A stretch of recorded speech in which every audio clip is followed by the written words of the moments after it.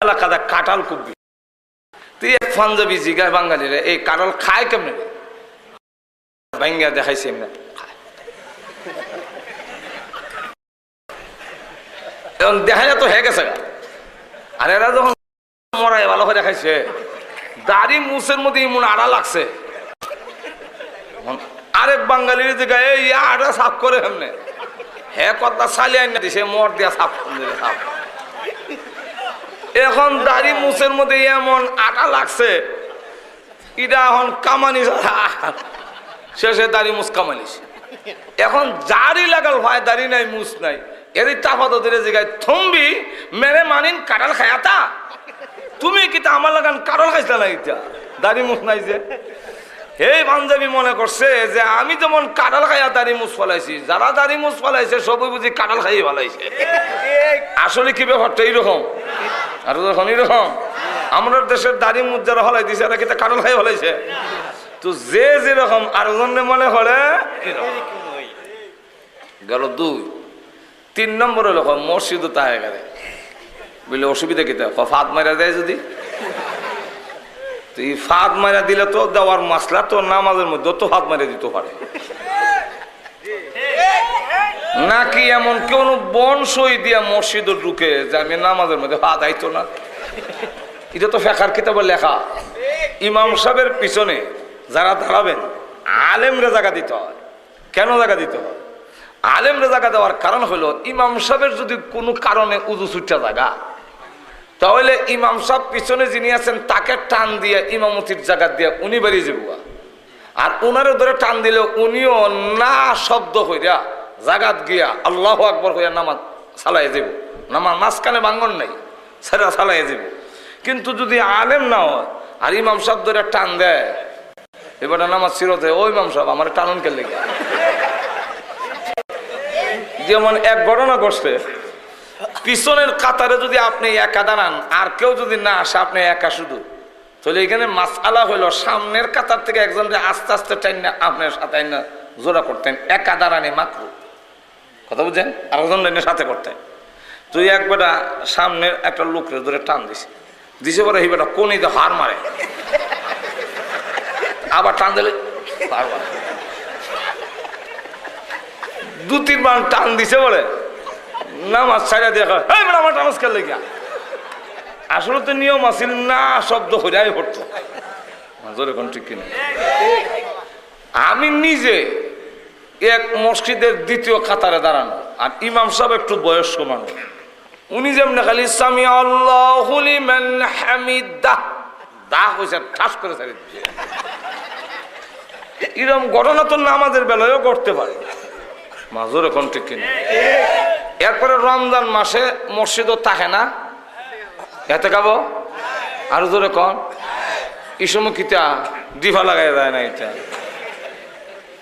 না এমন কোন মাসআলা আছে যে মিয়াদি ভাত যায় বলে রমজানের মেয়াদে ভাত দেওয়া যায় আছে। মসজিদে যদি এতেকাবের নিয়ত থাকা যায় রমজানের শেষ 10 দিন, সারা বছর ওই মসজিদে এতেকাবের নিয়তে থাকা জায়েজ আছে। আর দ্বীনের স্বার্থে, ইসলামের স্বার্থে, দ্বীন শিকার স্বার্থে আরো তো রসুল রয়েছেন, সাহাবাই কেরাম রয়েছেন। এখনো মসজিদের নববীতে আমি গেলাম একবার, তো গিয়া দেখি মসজিদে হঠাৎ করে 12:30 গেছি, কয়েছে যাই একটু আগে যাই, গিয়া দেখি দৌড়াদৌড়ি আরম্ভ হয়েছে, দৌড়াদৌড়ি। আমিও না বুঝা দৌড় আরম্ভ করলাম। কেন লাগে দৌড়ে? মদিনার মসজিদের ভিতরে যখন মানুষ দৌড়তেছে তখন নিশ্চয়ই একটা কোনো কিছু আছে। আমিও বুঝা না বুঝা দৌড় শুরু করলাম। তো দৌড়ে গিয়া দেখি ওগুলো এক জায়গা যার একটা জায়গা দখল করে বসে, আমিও বয়ে গেলাম। পরে বই একবারের যেখানে কিন্তু অত দৌড়াদৌড়ি হয়ে যায়, এখানে বই লেখা দেয় বলে নববীর মসজিদে নববীর মধ্যে সাহাবাই কেরাম যেখানে দ্বীন শিখতেন, আল্লাহর নবী যেখানে তাহাজ্জুদের নামাজে সেজদা দিতেন, এই জায়গার মধ্যে বসি। এখনো ওই জায়গার মধ্যে সাদা কার্পেট বিছানো আছে যেখানে সাহাবাই কেরাম দ্বীন শিখতেন। কথাটা বুঝছেন?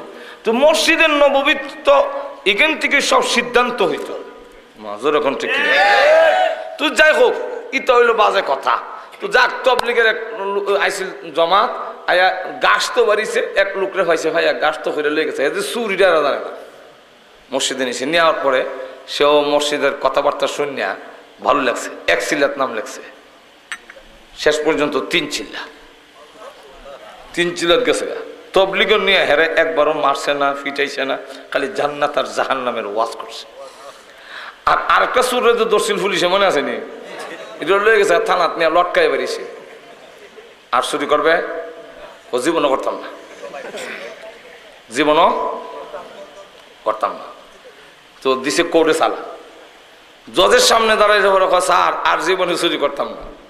জজে কয় অতীতে যে চুরি করছিলে এটার শাস্তি হিসাবে 3 চিল্লা 4 মাস জেল। কয় চিল্লা? 3 চিল্লা 4 মাস তার জেল। আর তবলিগের দইলে গেছে 3 চিল্লা 4 মাস মসজিদ। দুজনে চিল্লা দিয়ে বাইতেছে, একজনে জেল আর জনে মসজিদে। যে আগে ওই জেলও চিল্লা দিয়েছে, একদিন রাত 12টার সময় যাই, দেখি এক লোক রাস্তার মধ্যে আমার ফিস দিয়ে এমনি দাঁড়িয়ে রয়েছে। আমার এলাকার তো আমি চিনি, আমিও নাসুর বন্দা, আমার দেখে বললাম ফিস দিলেছি। আমি গাড়িতে গেলাম, কেউ চাচা অত রাত এখানে কি এটা আইন না গাড়ি তুলে লয়ে জায়গা করে বেটা বুইরা বই ইসলাম এরপরে দেখে লাইছ। আগে তো বেটা লুগাইয়া করতাম, আর পুলিশের দইরা ফিটটা মাইরা জেলও যখন দিছে, সারা দেশে মেসে যায় নিলেছে আমি সুর কাল্লা চোরা, তাহলে আর লুগাইয়া করে লাভ কিতা। এখন ডাইরেক্ট রাস্তা আরম্ভ করছে, এখন ডাহাতি, এখন ডাকাই তুইছে। জেলও 3 চিল্লা 4 মাস লাগাইয়া আসিল সুর হয়েছে আটু জোরে কর না। আর এই বেটা 3 চিল্লা 4 মাস সময় লাগাই বাইতেছে, টুপি লাগাইয়া দাঁড়িয়ে দড়ি লাগাইয়া এখন মসজিদে। তারা দেখে গেলাম কেউ তোমার তো মসজিদও দেখছি না, এখন নতুন আইলাম দেখলাম সুরত বদলাইল, কিতা বিষয় কোন ফিরের কাছে মরি দিছ? কজন হ্যাঁ হ্যাঁ, আরে হ্যাঁ হ্যাঁ কিতা হ্যাঁ হ্যাঁ করলে আমি বুঝুন নাই, কজন হ্যাঁ হ্যাঁ কই তো চায় না। পরে কয় আমি তবলিগে গিয়ে 3 চিল্লা দিয়েছি, এখন চুরি ছেড়ে দিয়ে নামাজি হয়ে গেছে। আর তো জোরে কর না। এই কারণে পুলিশ দিয়ে আর্মি দিয়া পিঠাইয়া মানুষের চরিত্রের পরিবর্তন করা যায় না, কিন্তু যদি আল্লাহর ভয় তার ভিতরে আসে, জাহান্নামের আগুনের ভয় আসে, পিটানি লাগে না, চোর ডাকাত পরিবর্তন হইয়া দরবেশে রূপান্তরিত হয়ে যায়। আমি তো চ্যালেঞ্জ করছি যে আমরা ব্রাহ্মণবাড়িয়া সদর থানা, নবীনগর থানা 39 বছরের ভিতর একটা তালিকা দেখান যে অমুক দারোগা সাহেব আইসা 10টা চোর দেখাচ্ছে, পিটিয়ে আমার দরবেশ বানিয়ে চলে গেছেন। 10 জন লোকের তালিকা দেন, পারবেন? কিন্তু আমরা পারবো। এদেশের দাওয়াত ও তাবলীগের মাধ্যমে, এদেশের ওয়াজ তাফসীরের মাধ্যমে, এদেশের মাদ্রাসা শিক্ষার মাধ্যমে, হক্কানি পীর বুজুর্গদের সহবতের মাধ্যমে লক্ষ লক্ষ চোর ডাকাতের চরিত্রের পরিবর্তন হয়ে দরবেশে রূপান্তরিত হয়েছে। লক্ষ লোকের তালিকা আমরা দিতে পারবো। বিশ্বাস হয় না? আনাইলে আমার চ্যালেঞ্জ গ্রহণ করেন। ঘুমাই গেছেন আপনারা? জাহান্নামের আগুনের ভয় আসলে দিল পরিবর্তন হয়ে যায়। যেরকম ঠিক কিনা? আল্লাহর নবী, বিশ্ব নবী রাহমাতুল লিল আলামিন কে আল্লাহ বলেন, নবী গো আপনাকে আমি উপদেশক বানাইছি, দারোগা বানাইছি না। হাঁটু জোরে কর না। ফাযাক্কির ইল্লামা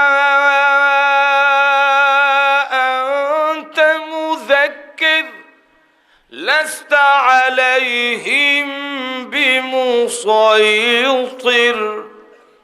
ওগো নবীজি, আপনি একজন নসিহত করনেওয়ালা, আপনি দারোগা না। এর কারণ দারোগা না কইলেন কেন? শাসকরা মারে বডিত,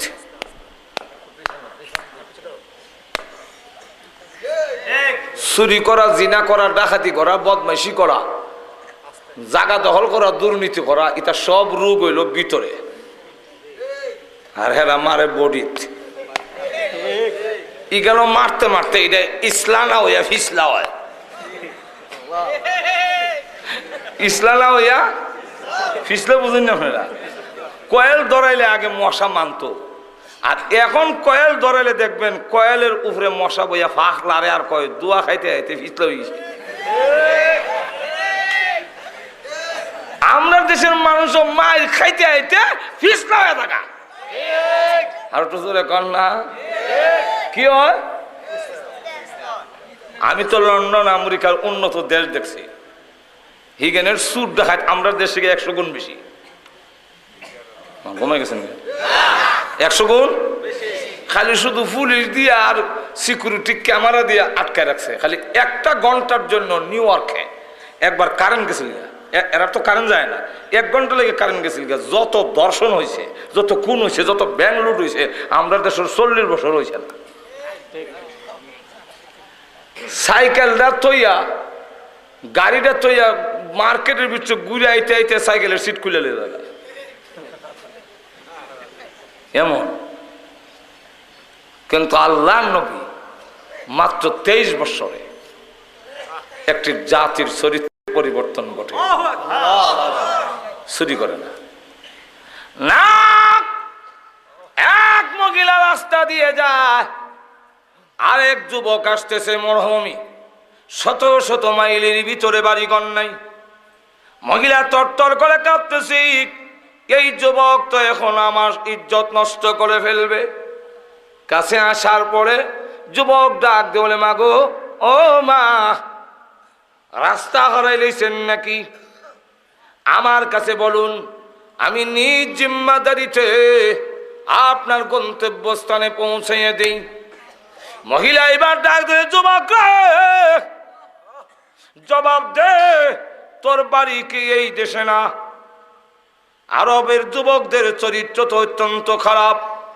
মহিলা দেখলেই জাপাইয়া পড়ে, তুই আমাকে মা মা বলে ডাক দিলি, আমার ইজ্জত নষ্ট করবি না, বুঝা লাইছি।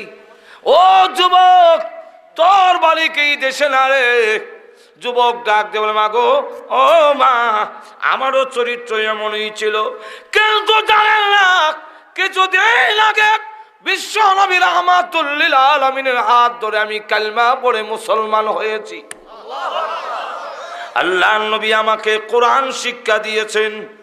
কোরআনে বলছে, এই মরুভূমিতে কেউ না থাকলেও আমার আল্লাহ আছেন।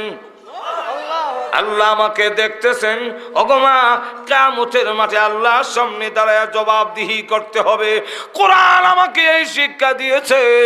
এই কারণে গো মা, আমি আগের জিনা এখন ছেড়ে দিয়েছি।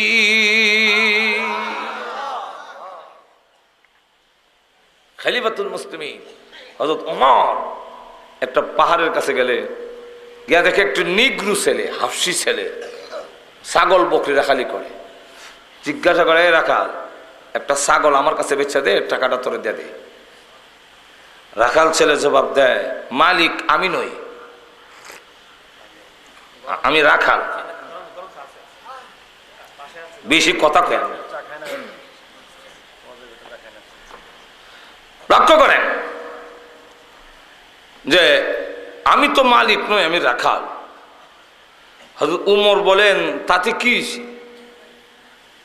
আমিও তো কারো কাছে বলবো না। কেন বলবো না? 2 নম্বর মাল যারা রাখে এরা পুরা দাম দেয় না। ঘুমাই গেছেন?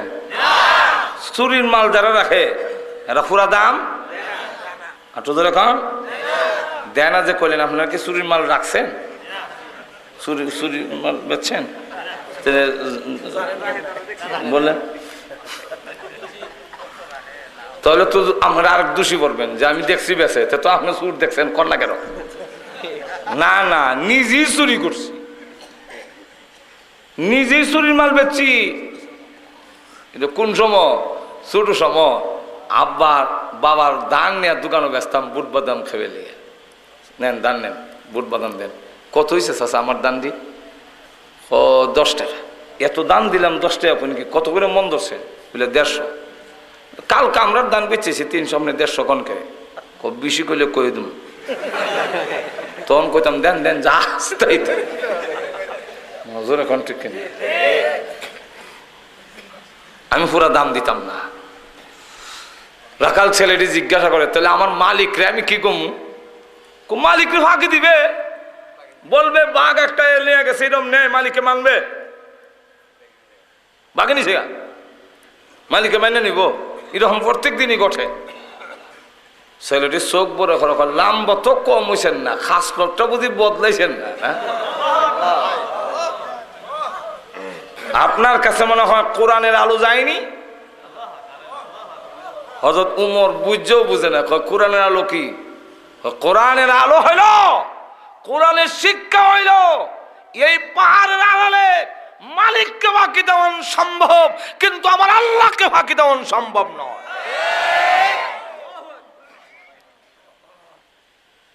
কিয়ামতের মাঠে আল্লাহর সামনে জবাব দিতে হবে। হযরত উমর বলেন, তুই আমারে চিনছ? না। আমার নাম উমর ইবনুল খাত্তাব।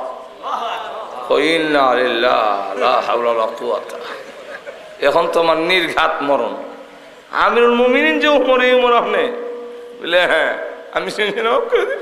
মনে করতেছে যে জঘন্য কথা কইছে। এখন তো আমার এই বেটা, যে বেটার নাম উঠলে শয়তান পর্যন্ত রাস্তা দিয়া যায় না। হযরত উমর বলে, না ওই রাখাল, আমি তোকে পরিচয় দিতাম না, কিন্তু তোর ব্যবহারে এমন আনন্দে মনটা ভরে গেছে রে, আমার পরিচয় লুকায়া রাখতে পারলাম না। তোর ব্যবহারে আমার মনটা আনন্দে ভরে গেছে। আমার দেশের রাখালের কাছেও যখন কোরআনের আলো পৌঁছে গেছে, আল্লাহর কসম আর পুলিশ লাগবে না, আর আর্মি বিডিআর লাগবে না, আমার দেশের রাখালরাও আর চুরি করবে না। আল্লাহ তার নবীকে, বিশ্ব নবীকে এমন একটি বর্বর অসভ্য যুগে পাঠাইলেন। পাঠাইয়া আল্লাহ কিন্তু প্রথমেই নবীকে এই কথা বলে দিলেন না যে আপনি বলে দিয়েন আমি নবী। নবী কিন্তু আগ থেকে নবী। দেখুন না, আমাদের নবী বলেন, কুনতু নাবিয়ান ওয়া কানা আদামু বাইনাল মাই ওয়াত তিন। আদম যেই সময় পেকার পানির মাঝখানে ছিল, আমি মুহাম্মদ তখনও নবী ছিলাম। আল্লাহর নবী বলেন, আউয়ালু মা খালাকাল্লাহু নূরি, আউয়ালু মা খালাকাল্লাহু রূহি। আল্লাহর নবী বলেন, সর্বপ্রথম আল্লাহ যা সৃষ্টি করেছেন তা হলো আমার রূহ মুবারক। সর্বপ্রথম আল্লাহ আমার রূহ বানাইলেন, পাঠাইছেন সকল নবীর শেষে। সকল নবী শেষে বানাইছেন, আগে কি? সকল নবীর শেষে, আর বানাইছেন সকল নবী আরো জোরে কন। এখন লক্ষ্য করুন, আল্লাহ রাব্বুল আলামিন বলেন, নবী গো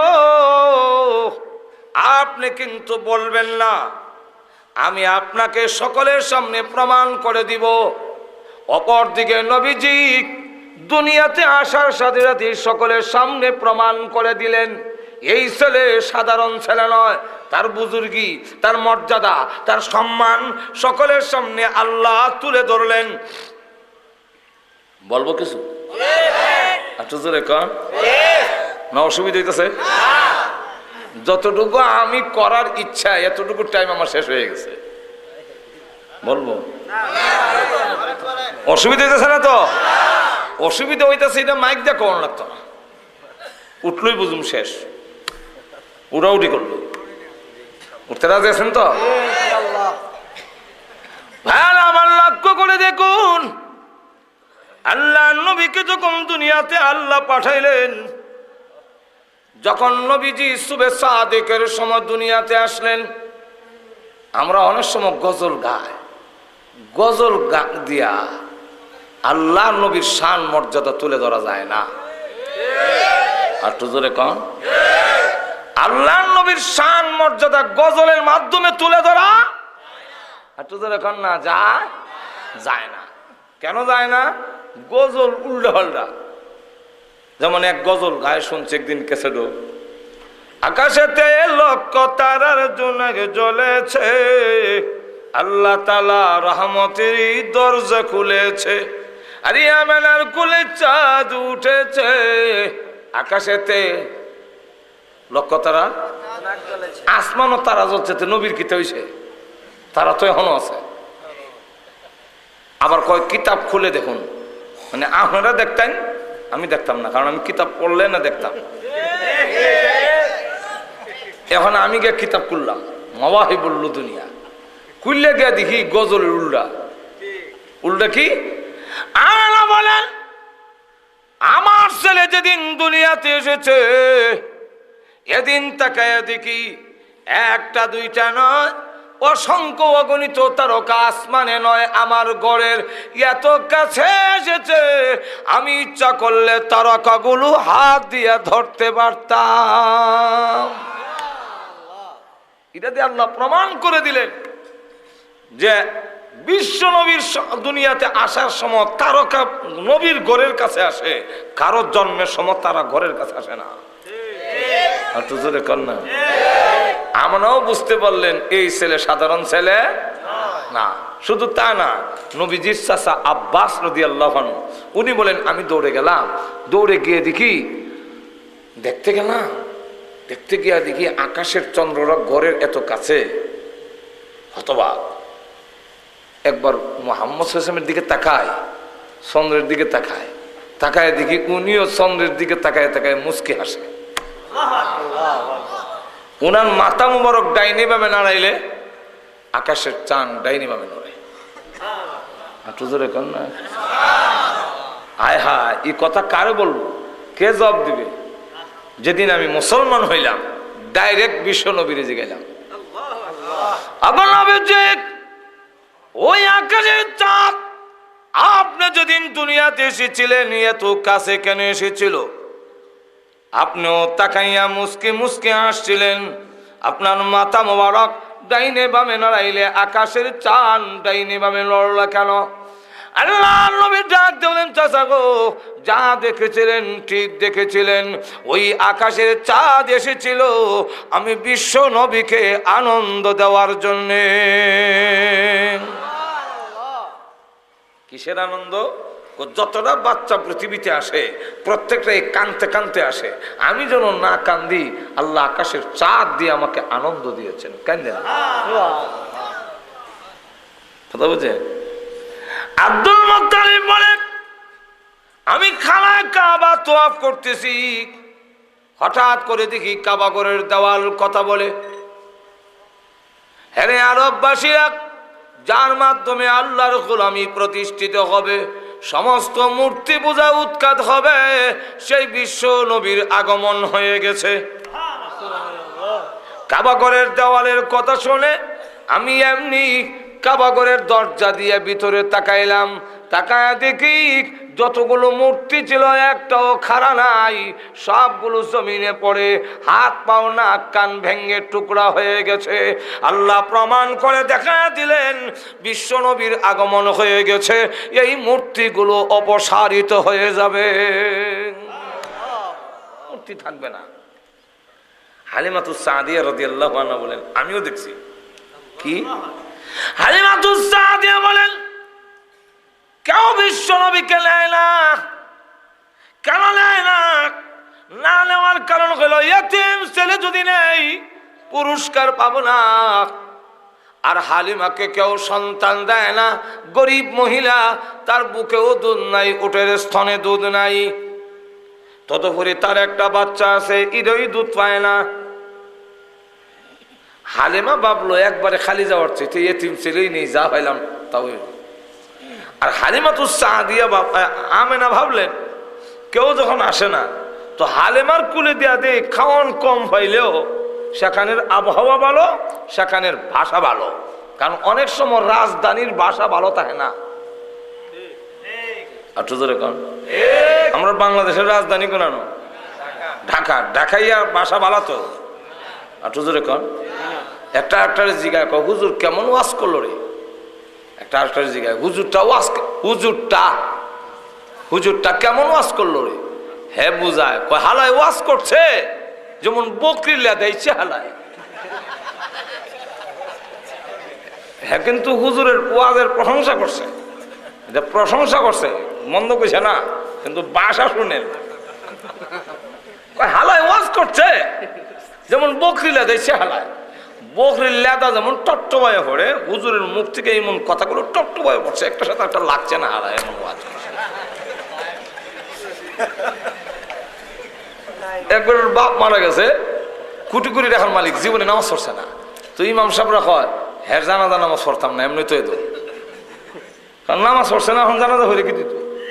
তার ছেলেরা এসে কয় হুজুর নামাজ যদি না পড়েন সামাজিকভাবে এত আমরা কলঙ্ক হয়ে যায়, নামাজটা পড়ে দেন।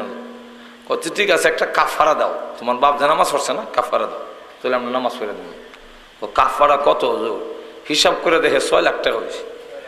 হ্যাঁ, কোটি কোটি টাকার মালিক, 6 লাখ টাকা দিলেই কি বেটা সম্পত্তির থেকে। এমন সময় হেরা কয় কি, ডাইনি বি মসজিদ বামি বি মসজিদ, হালায় নামাজ পড়লো না কে? আমরা এখন কাফারা দেব মুখে। ভাষা কেমন চিন্তা করছেন তো? কিন্তু আমাদের বাংলাদেশের একটা অঞ্চল হইল কুষ্টিয়া, এখানের ভাষা যে জীবনে সরসরাই হচ্ছে না, এর ভাষা উনলে মনে হবেন যে আমি ভাষ। সেখানেও আমরা তফসিল করতে যাই, তো সেখানে গেলে দেখা যায় ডাক দেখো, হে সাজ্জাদে বাজারও যাবি নে, জাতি জাতি আর খাতি খাতি বেলাটা শেষ করে দিলে। বাবা বোঝা যায় পণ্ডিত, ঘুমাই গেছেন না কেমন? তায়েবের ভাষা ভালো, আবহাওয়া ভালো, দেয়া দেই হালিমা তো সাদিয়ার কাছে। হালিমা কয় খালি যাওয়ার চেয়ে ইয়েতিম ছেলে নিয়ে যায়। যেই মাত্র আল্লাহ নবীকে কুলে নিলেন, হালিমা তো সাদিয়া বলেন এমনি তাকা দেখি আমার বুকের মধ্যে দুধের জোয়ার এসে গেছে, আমার উটের স্তন দুধে ভরপুর হয়ে গেছে, আমার উট গোড়ে খানায় কাবার দিকে ফিরে গেছে। মাথা নত করে কাবা ঘরের সেজদা দিয়ে উট আবার মাথা উঠাইয়া এবার উটের জবান দিয়ে ডেকে ডেকে বলে, তোমরা কারা গো, দেখে যাও যার মাধ্যমে আল্লাহর গোলামি প্রতিষ্ঠিত হবে, সেই মুহাম্মদ আমার পিঠে আরোহণ করেছে। হালিমাতুস সাদিয়া বলেন আমিও বুঝলাম এই ছেলে সাধারণ ছেলে নয়, এমন কি আবু জাহেল বলবো। আর আল্লাহ নবীর বয়স যখন 8 অতিক্রম করেছে, কত 8 বছর, এই সময় তিনি বর্তমান যারা হজে গেছেন জানেন, ও কাবাগরের সামনে পূর্ব সাইডে যে বিল্ডিং দেয়া বাসা, এটা একটা পাহাড়ের উপরে, এখানে নিচের পাহাড়টার নাম ছিল আবু কোবায়েস পাহাড়। আর নবী যেখানে জন্মগ্রহণ করেছেন এই ঘরটা লাইব্রেরি বানায় রাখছে, ওইখানে লেখা আছে মাওলাদুন নবী সাল্লাল্লাহু আলাইহি ওয়াসাল্লাম, রসুলের জন্মস্থান। এই ঘর থেকে রসুল এই সমস্ত পাহাড়ের কাছে দিয়ে 8 বছর বয়সে যায় আর কান্দে। কেন কান্দে? প্রভু এই পৃথিবীতে আসার পরে আব্বা কেমন ছিল, চৌখ দেখে নাই প্রভু গো। হ্যাঁ প্রভু, 1 বছর মা ডাকতে পারিনি, মা বিদায় হয়ে গেল। 2 বছর দাদার কোলে থাকতে পারিনি, দাদা বিদায় হয়ে গেলেন। তাহলে আমার কি হইল? আব্বা নাই, মা নাই, দাদাও নাই, ভাই বোন বলতে কেউ নাই, অথচ তামাম পৃথিবীর দায়িত্ব আমার মাথায় ছেড়ে দিয়েছ। নবীজি পাহাড়ের কাছে দিয়ে যায় আর কান্দে। আবু জাহেল এই সময় উঠে আরোহণ করে রাস্তা দিয়ে যায়, ডাক দে বলে, রে মুহাম্মদ রাস্তা হারে ফেলেছ, এই জন্যে মনে হয় কান্দ। আল্লাহ নবী ডাক দেন, চাচা গো আমি রাস্তা হারাই নাই, আমাকে কাঁদতে দেন, আমার ব্যথা আপনি বুঝবেন না, আমাকে কাঁদতে দিন। আবু জাহেল কয় না রে, এই অবস্থায় তোমাকে রেখে আমি চলে যেতে পারি না। জোর করে আল্লাহ নবীকে উটের উপরে উঠাইছেন, কিন্তু আবু জাহেলের পিছনে বসাইছে। নবীজি পিছনে, আবু জাহেল সামনে। এবার উটের লাগাম ধরে টান দেয়, চাবুক দিয়ে আঘাত করে উট সামনের দিকে যা। উট একটা কদমের সামনে যায় না, পা গুলো উপর দিকে উঠাইয়া জোরে জোরে চিৎকার দেয়, যেমন বোঝা যায় আল্লাহর দরবারে কি বলতেছে। কিছুক্ষণ বলে দেখা যাক উটের জবান আল্লাহ খুলে দিয়েছে। উট ডাক দে বলে, আবু জাহেল রে, মুহাম্মদকে পিছনে বসাইয়া তোর মতো আবু জাহেল যদি আগে বসবি আমাকে মারতে পারস। উটের লাগাম ধরে যতই তুমি টানো, যতই তুমি আমাকে চাবুর আঘাত করো, আল্লাহর কসম করে বলি আমার জীবন চলে গেল এই বেয়াদবি বরদাস্ত করব না। মুহাম্মদকে সামনে না আনলে একটা কদমও সামনের দিকে বাড়বো না। এমন দৃশ্য তো জীবনে কোনোদিন দেখছি না। বাধ্য হইয়া রসুলকে সামনে আনছে। আনার পরে এবার উটের লাগাম ধরে টান দিতেই উট এত স্পিডে যায়, সামনে টিলা হলে লাফ দিয়ে হারিয়ে যায়। এবার বারবার লাগাম টানে, আস্তে যা আস্তে যা। উট আবার ডাক দিলে, আবু জাহেল লাগাম টানে লাভ নাই, জীবনে কোনোদিন কল্পনাও করি নাই এই বিশ্ব নবী মুহাম্মদ সাল্লাল্লাহু আলাইহি ওয়াসাল্লাম আমার পিঠে আরোহণ করবে, এটা জীবনে কোনোদিন কল্পনাও করি নাই। ভাগ্য গুণে পেয়েছি রে, আমি এখন এই অবস্থায় এত আনন্দিত হয়েছি, পরব না মরব আমার নিজের খবর নাই, লাগাম টেনে লাভ নাই। আবু জাহেল এবার আব্দুল মুত্তালিবের সামনে, বাড়ির সামনে গিয়া ডাক দিয়া কয়, ও আব্দুল মুত্তালিবের আওলাদরা, এই ছেলের হেফাজত করো, অদূর ভবিষ্যতে এই ছেলে আমাদের গর্ব, আমাদের অহংকার হবে। সকলের সামনে আল্লাহ রসুলের বুজুর্গি তুলে ধরলেন। 2 নম্বর হইল 40 বৎসর পর্যন্ত লুকায় রাখলেন, প্রকাশ হতে দিলেন না। কেন? যতক্ষণ পর্যন্ত তার ব্যবহার, আখলাক, মর্জি, মিজাজ এগুলোর মাধ্যমে মানুষের কাছে আমি যদি গ্রহণযোগ্য না হই, আর আমি কথা বললে সমাজের লোকেরা সহজে গ্রহণ করে না, আপনারই বিশ্বাস করি না, আর আপনার কথা বিশ্বাস করুন করতে গিয়ে আরো জোরে কন।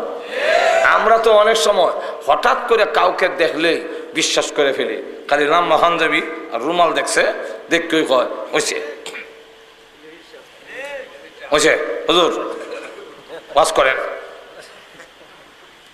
একবার বেলে গেছিল হজে, তা আগে তো জাহাজে যাইতো, তো চিটাগাং থেকে জাহাজ উঠা গেছে, আবার হজ করে আইছে।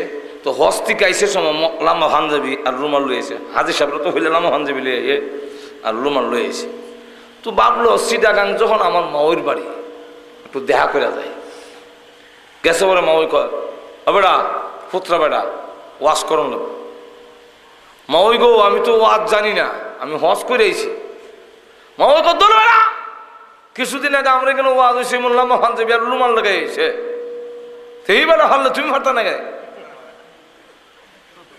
মাওই মনে করছে মোল্লা মহান যে রুমাল হইলেও আজ। এখন মাওইর বুঝে তারে না, মাওই করছে কি এলাকার মহল্লার মহিলারা ডেকাই না গর্জ বলিলেছে, আমার পুত্র আইসে ওয়াজ কর। এখন করছে নি বিপদ, এখন বেটা টান শুরু করছে। কোরআন হাদিস জানে না তো, এমনি কানো হাত দিয়া হয়, মাওই গো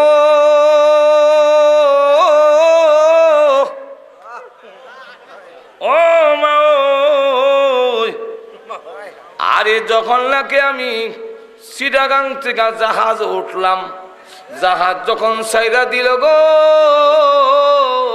ও ফানি সারা আর কিছু দেখছি না। এরপরে যখন নাকি আমি জিদ্দা গিয়া নামলাম, তো মাওই গো বালু সারা আর কিছু দেখছি না। এমনি তো সব মহিলা তো এক সমান না, কিছু তো সচেতন আছে। ডাক দেখো, কি গো তোমার পুত্রে কিতে ওয়াজ করে, কোরআনও নাই হাদিসও নাই, খালি কয় বালু ছাড়া কিছু দেখছি না, হানি ছাড়া কিছু দেখছি না। ইতে কিতা কহ কথা তো ঠিক, কোরআন তো কইল না, হাদিস কইল না, তো তুমি দি সিল্লি মারছো। আমি কি আর ইতা বুঝছি, টানের ছোটই সিল্লি মারছে। আমরা দেশে কিছু আছে টানের সুরে সিল্লি মারুন না।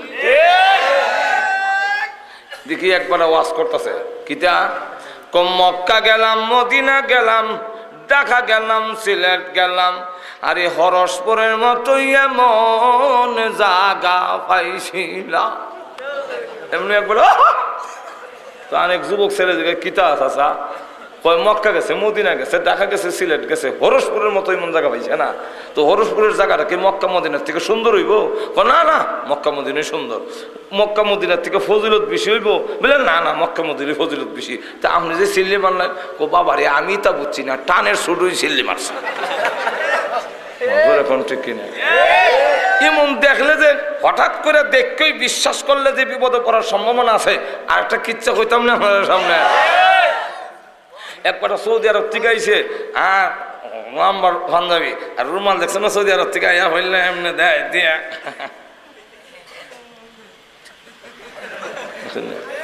এটা মোটামুটি একটা সুন্দরই লাগে। তো এবার সৌদি আরব থেকে আইসে আইয়া পাঞ্জাবি আর রুমাল থইছে, থয়ে গেছে কেন? আর শুধু ভাইটা ভাই সাহেব তো খুব সুন্দর লাগে। তা আমি একবার গাওতে দেখি কিরম লাগে। হ্যাঁ, রুমাল লাগাই, পাঞ্জাবি লাগাই, আয়নার সামনে দেখা যায় মোটামুটি খারাপ না। তো গ্রামের বাজার একটা চক্কর দিয়াই আমরা নিয়ম আছে, সুন্দর পোশাক যেদিন লাগাইতাম এদিন একটু চক্করও বাড়িতাম। তো বেটা বাজারে গেছে, বাজারের মসজিদ তো বেড়াখেরা থাকে না, ইমাম ঠিক নাই বাজারের মসজিদ। তো এমনি গিয়া উঠছে, পরে গিয়া যখন বাজারে উঠছে এমনি দেখে আসরের আজান দেয়। তো বেটা ভাবলো কান্না পাঞ্জাবি আর রুমাল লাগাইছি, যদি মসজিদও না যায় মানুষ ও মিয়া রুমাল পাঞ্জাবি লাগাই নাও সর না। তো যা আজানটা যখন হয়েছে মসজিদে যাইয়া, মসজিদে গিয়া দেখে সব বসে রয়েছে, ইমাম খুঁজতেছে। সকলে মিলে হয় এই যে হুজুর আইছে,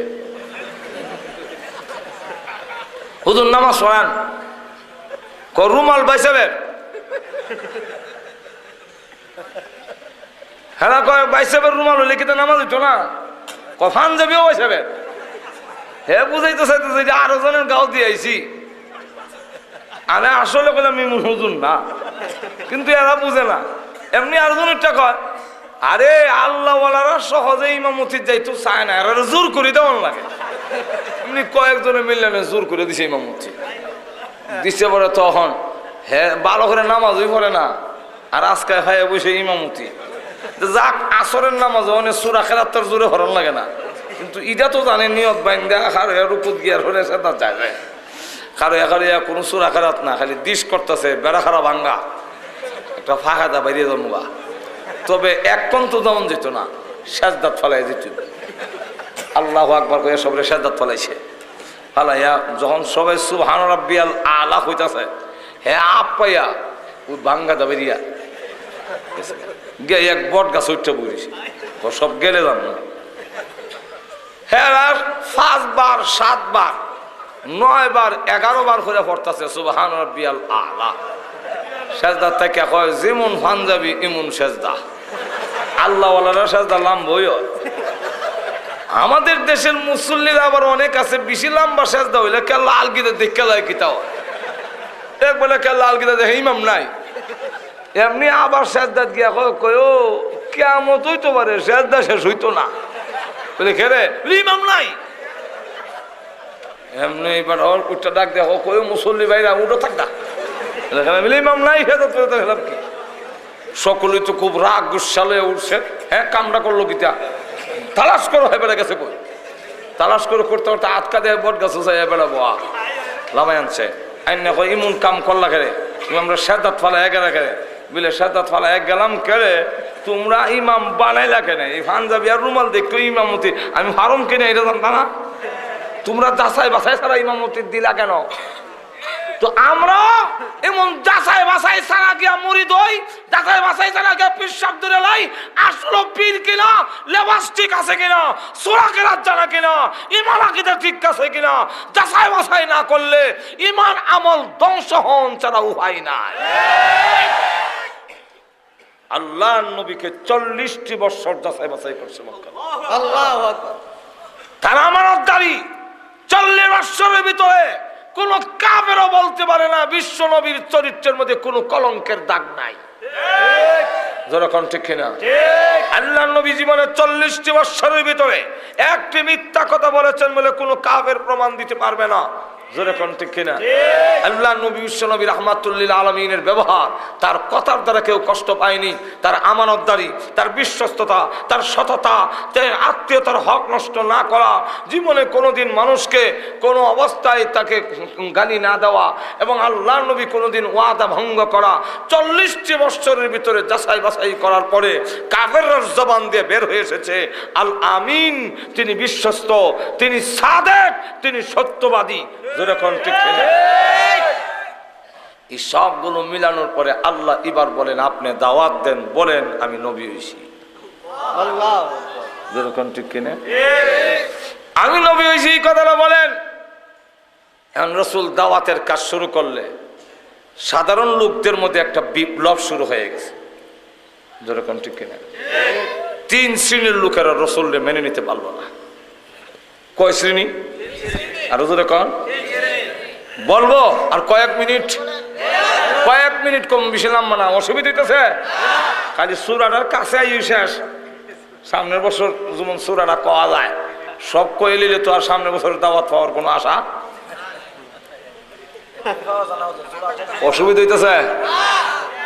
3 শ্রেণী। 1 শ্রেণীর লোক হইল যারা ওই সময় অবৈধ নেতৃত্ব দিত, যাকে মনে চায় থামাইলায় মাটির নিচে, যার জায়গা মনে চায় দখল করে ফেলে, যাকে ইচ্ছা গুম করে ফেলে, এমন অবৈধ নেতৃত্ব যারা দিত তারা রাসূলকে বরদাস্ত করতে পারে নাই।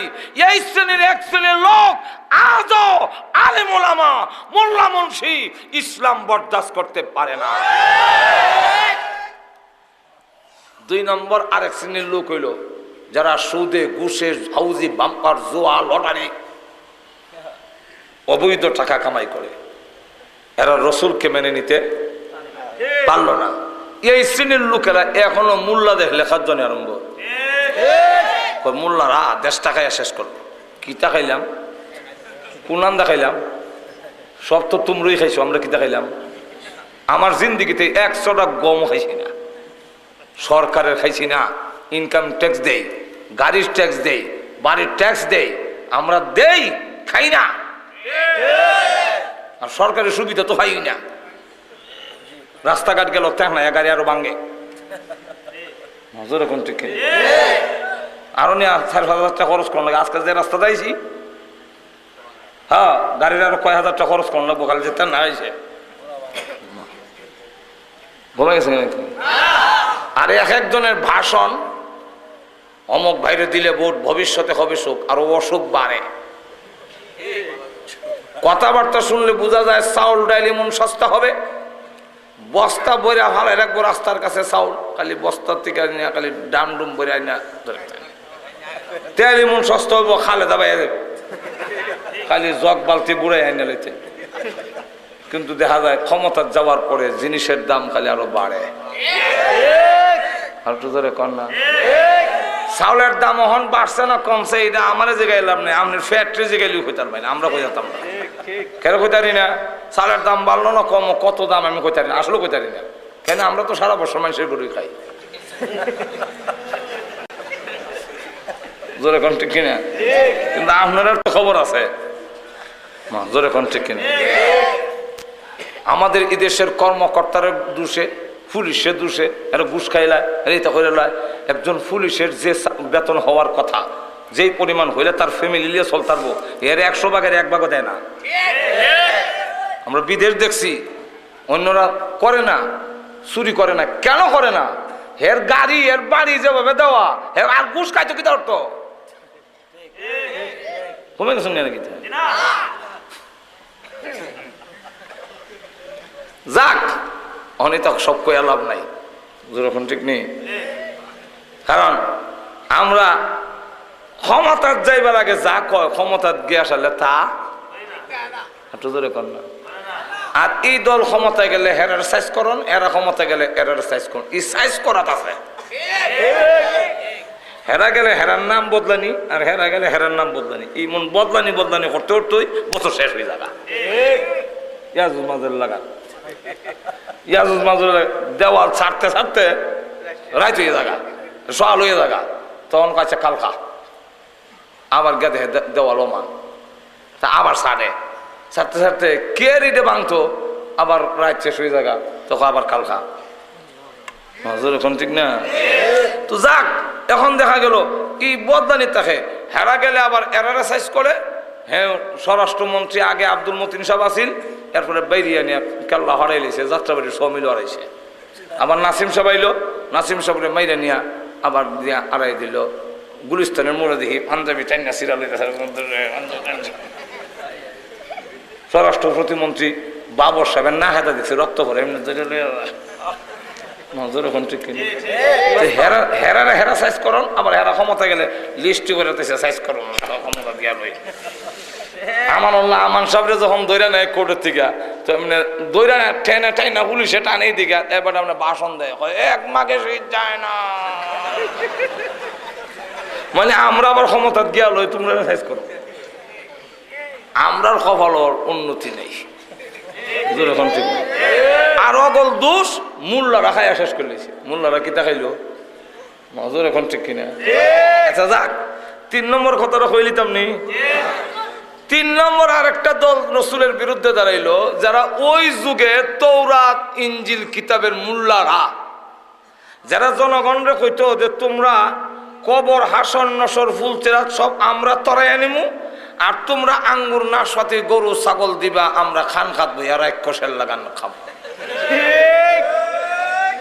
এমনই এক শ্রেণী আমাদের সমাজে এখনো আছে, যারা কিচ্ছু জানে না, ওয়াজ জানে না, কোরআন জানে না, হাদিস জানে না, ফাঁক না ফাঁক জানে না, হালাল আরাম জানে না, কিন্তু সাধারণ লোকরা কয় তোমরা খবর আসন্ন নন, এটা চিন্তা করো না, আমরা আছি, আমরা কাছে বয়াত হইবা, আর আমরা খালি গরু ছাগল আঙ্গুর নাশপাতি দিবা, আমরা রাক্ষস লাগান খাইয়া জাম্বুরা লাগান কইলা বইতাম।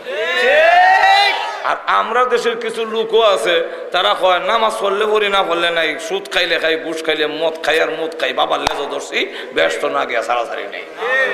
এমন ধারণা লইয়া বই রয়েছে, এই ধারণা দিয়া হবে না।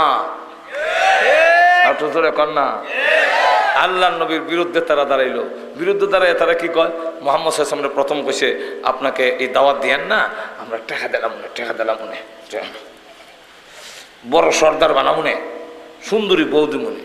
রসুল কয় এতক্ষণ যা কইছো তা তো দেওয়া সম্ভব, যা দেওয়া অসম্ভব। ওই আকাশের সূর্যটা যদি এক হাতে এনে দাও তা তো পারবে না, দাও যদি চন্দ্রটা পারবে না, আর এক হাতে এনে যদি দাও, এক মুহূর্তের জন্য কালিমার দাওয়াত বন্ধ করবো না। তখন কয় কি না, তৈলে এটা দইছে না, এবার মোহাম্মদের বদনাম করো। তো মোহাম্মদের বদনাম কি করব? ওনার মাথা থেকে পা পর্যন্ত শরীর মুবারকর কোনো দোষ নাই। আর মানুষের একটা না একটা দোষ থাকে, চোখ দেখবেন বেটা খুব সুন্দর, চোখ বিলের চোখ, বেটা খুব সুন্দর নাক সেফা, বেটা খুব সুন্দর মিকর ফিস কাটিংটা বানানা দেখতে বানরের মতো লাগে যেমন বুশ,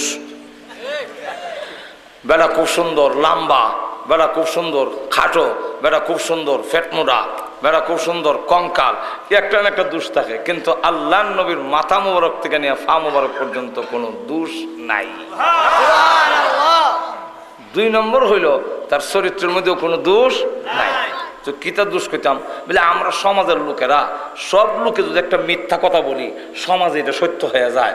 মোহাম্মদ তো পাগল না, কিন্তু আমরা সব রকম পাগল।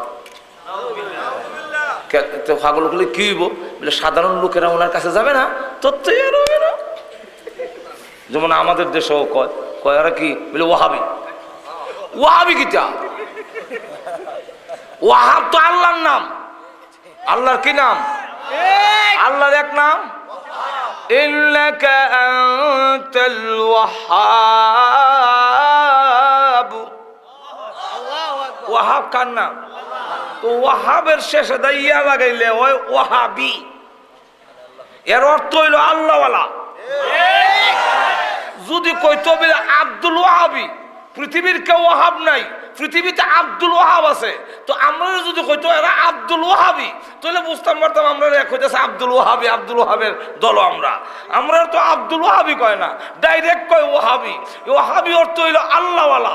আসলে দাওয়াত ও তাবলীগের কাম যারা করে তারা আল্লাহওয়ালা, হক্কানি পীর বুজুর্গের মুরিদ যারা, তারা আল্লাহওয়ালা, আল্লাহওয়ালা। সুতরাং তাদের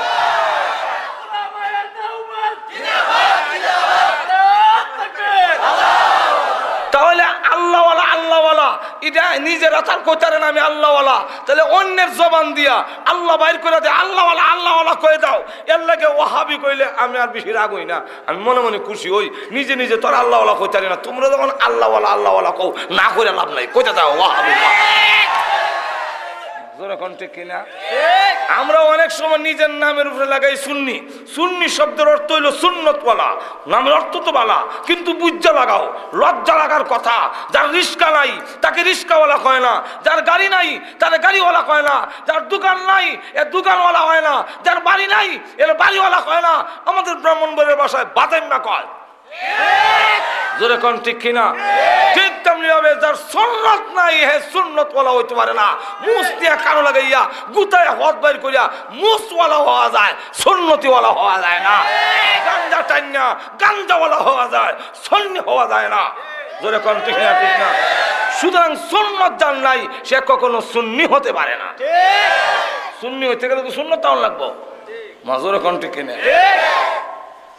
রিস্কা নাই রিস্কাওয়ালা কইব উল্টা পাল্টা কাম। আমরা দেশ দানায় বড়া, ইদার নাম রসে বড়া, দানা শব্দের অর্থ হলো দানা নাই, অথচ দানা রসে বড়া মানে আনারস। আনারস মানে রস নাই, এটা মানে রসে বড়া। জোরে কোন ঠিক কিনা? সুন্নতে বড়া ওয়াহাবি,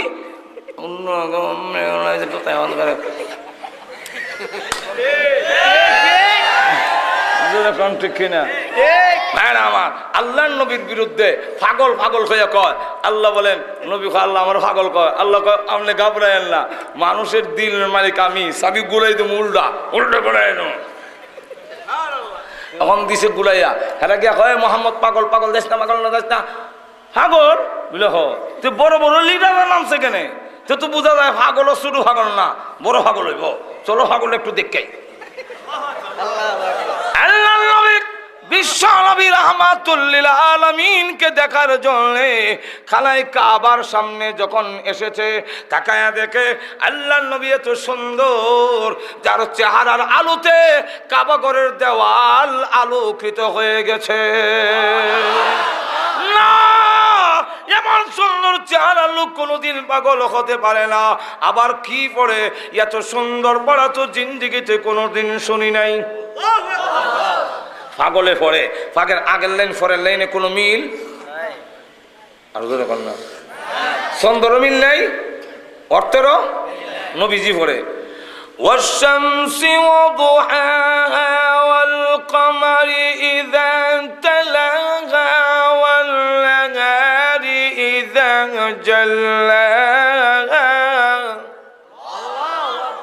والليل إذا يغشاها والسماء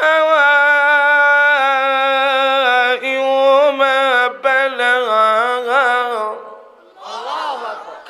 কিরে ইমন ফরত জীবন উনছিল, উনি আল্লাহর পয়গাম্বর, কোনো সন্দেহ নাই, কালিমা করে মুসলমান হয়ে গেছে। কোনোটা দিয়ে পারি না। এবার ৩ নম্বর পদক্ষেপ হইল, ইহুদিদের কাছে পাঠাইছে 2 জন সর্দার, গিয়া জিগাও তার কিতাবে কি কয় মুহাম্মদ নবী কিনা, ইদা হেরার জিগাও গিয়া। হিডো তো রসুলরে মানতে রাজি না, মনে আছে তো আপনারা? এরার কাছে গেছে বলে, অথচ তৌরাত কিতাবের মধ্যে আমাদের নবীর কথা আসেনি না নাই? আরো যখন আসেনি না নাই? এটা বিস্তারিত অনেক টাইম নেই। তো তৌরাত কিতাবের ফাতায় ফাতায় আমাদের নবীর নাম লেখা, ফাতায় ফাতায়। তৌরাত কিতাব উল্টাইলাম, উল্টায় দেখি 3 জায়গায় মুহাম্মদ সাল্লাল্লাহু আলাইহি ওয়াসাল্লাম লেখা। আমি মিটায় ফেললাম আর যেন কেউ না পায়। 3 জায়গা থেকে মিটানোর পরে উল্টায় দেখি 6 জায়গায় মোহাম্মদ লেখা। 6 জায়গায় মিটাইলাম, 9 জায়গায় দেখি লেখা।